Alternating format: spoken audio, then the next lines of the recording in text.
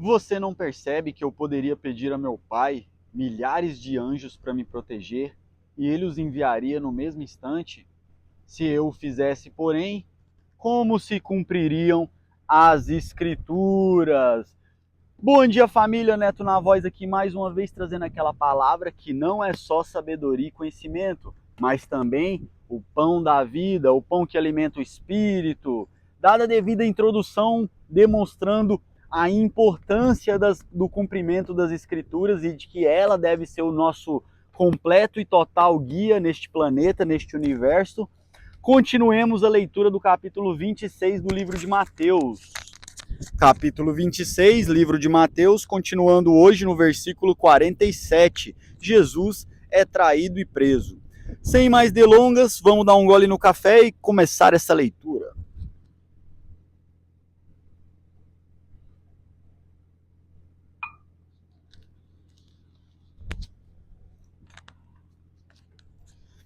Muito bem. Enquanto Jesus ainda falava, Judas, um dos 12, chegou com grande multidão armada de espadas e pedaços de pau.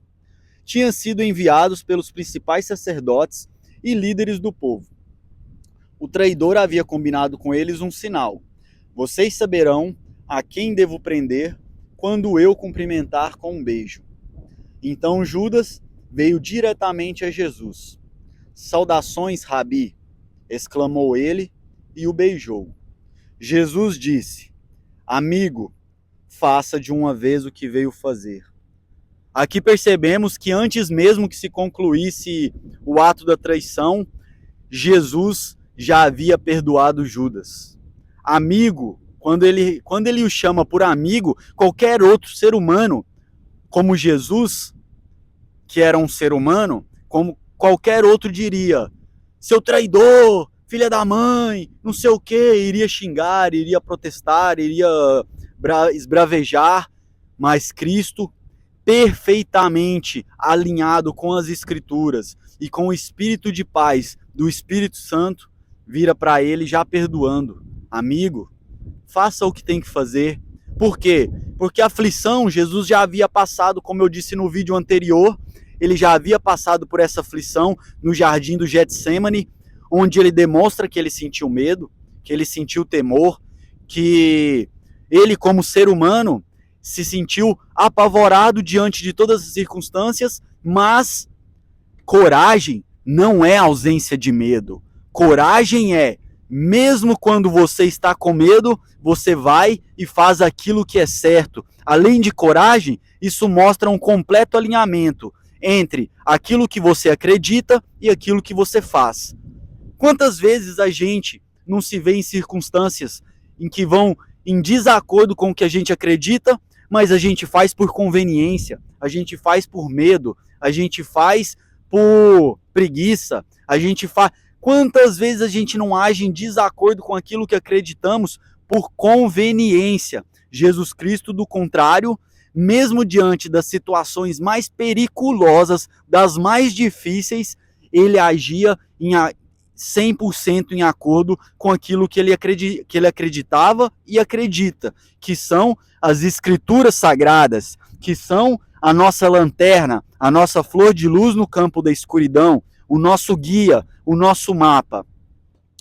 Então, Jesus já havia lidado com este conflito dentro de si, a ponto de, quando Judas chegou, ele sabendo que tudo isso estava já descrito pelos profetas nas escrituras sagradas, ele aceita de braços abertos toda aquela situação, todas as consequências, mesmo estas consequências lhe parecendo injustas, mesmo essas consequências sendo para os pecadores, mesmo essas consequências sendo para um povo que estava afundado no pecado, os quais ele estava salvando, e este mesmo povo era o seu próprio algoz, eram eles próprios que estavam pegando a Cristo, levando e o crucificando.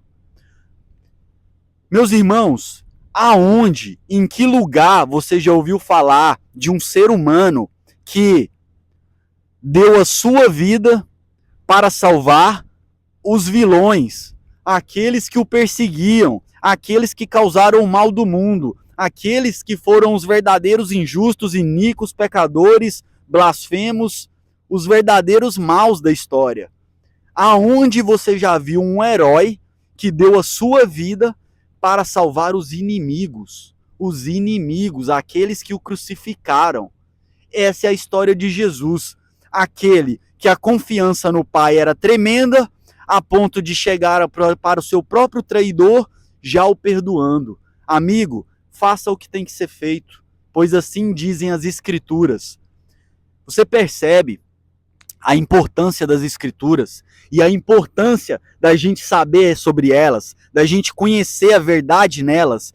E quando você percebe a importância dessas Escrituras, você entende por que todas essas igrejas de hoje em dia negam as Escrituras, negam o seu profundo estudo, negam a sua verdade, fingem estudá-la e, na verdade, estão desviando as ovelhas do nosso grande pastor. Isso é porque aqui está o nosso verdadeiro guia. Isso é porque aqui está a tecnologia mais importante já criada na face do universo. Se chama Escrituras Sagradas, de Gênesis a Apocalipse. Aconselho que pegue a Bíblia Etíope, pois ela contém livros que a Bíblia Católica ou Evangélica retirou, mas são tão importantes quanto. Aqui vemos que Jesus, diante dos maiores desafios da vida dele, ele recorreu às Escrituras, pois assim dizem as Escrituras, assim deve acontecer, mesmo que seja contra a minha vontade, mesmo que minha carne clame por fazer o contrário, porque a carne tem medo, a carne tem frio, fome, pavor, sente ciúmes, é egoísta, a carne sente escassez, mas o Espírito sabe que a verdade está aqui. O Espírito recorre à fé. O Espírito se conecta ao Criador de todas as coisas. Quando Cristo se vê afligido, ele recorre a quem? Ao Criador, ao Pai, aquele que está no alto. Continuando. Um dos que estavam com Jesus puxou a espada e feriu o servo do sumo sacerdote, cortando-lhe a orelha. Era Pedro, que muito impetuoso, quando viu os guardas já começarem, ele logo sacou-lhe a espada e arrancou a orelha de um guarda. Ou seja, era um exímio espadachim, era bom com a espada e um pouco temperamental, né? Um pouco, vamos dizer assim, sem controle. Tinha um temperamento explosivo que precisava ser controlado. Jesus o ensina sobre isso. E é interessante a gente ver que como cada um dos apóstolos são gente como a gente também, cheio de erros, a carne fraqueja de várias formas, meus irmãos. Mas o Espírito tem que se atentar às palavras de ordem, às palavras da verdade, às palavras de luz, porque essas palavras que estão nas Escrituras Sagradas é o que nos guia, é o que nos dá um pouco de claridade em meio a tanta escuridão. Então Jesus disse: guarde a espada. Os que usam a espada morrerão por ela. Você não percebe que eu poderia pedir a meu Pai milhares de anjos para me proteger e ele os enviaria no mesmo instante? Se eu fizesse, porém, como se cumpririam as Escrituras que descrevem o que é necessário que agora aconteça? Ou seja, Jesus Cristo tinha o livre-arbítrio como todos nós temos. Nós conhecemos as Escrituras, nós conhecemos os mandamentos, nós conhecemos as previsões para o futuro a respeito do Apocalipse, de Mateus 24 e todas as calamidades que vai acometer a terra. E mesmo assim, temos o livre-arbítrio de escolher seguir a Deus ou não. Da mesma forma, Jesus Cristo, ele tinha um livre-arbítrio. Ele podia servir a Deus ou não, seguir a vida dele. Se ele é o Filho unigênito de Deus, criado do Espírito Santo, direto no ventre de Maria. Se ele pede: Pai, envia teus anjos, não tenha dúvida, como enviaram no passado para os profetas, para Jesus seria assim, no estalar de dedos, milhares, milhões, centenas de milhões de anjos estariam aqui e resolveriam o problema. Mas não era o caso. Não era o caso. Qual é a diferença do Jesus humano para qualquer um de nós humanos aqui na Terra?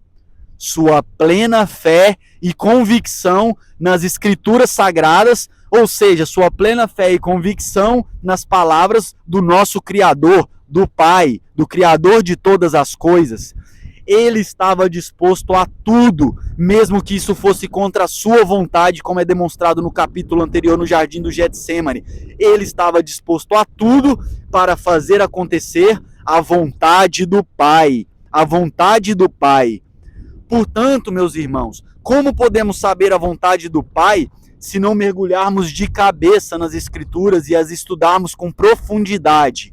Pois, como disse no capítulo anterior, no vídeo anterior, é a flor de luz no campo da escuridão. É o nosso mapa. O mapa não é o local por onde percorreremos. Não é país tal, estado tal, cidade tal. Isso pouco importa, meus irmãos. O que importa é, diante das circunstâncias que a vida vai nos colocar, como agiremos. Devemos agir de acordo com o mapa. Jesus não sabia de tudo, não sabia como seria, como aconteceriam os fatos, mas ele sabia que deveria ser feita a vontade do Pai. Assim deve ser, assim foi. E assim devemos agir, porque também temos o livre-arbítrio. Como Jesus tinha, nós temos o livre-arbítrio. Podemos escolher o caminho da vida, o caminho do Pai, o caminho da subserviência, da completa submissão à sua palavra.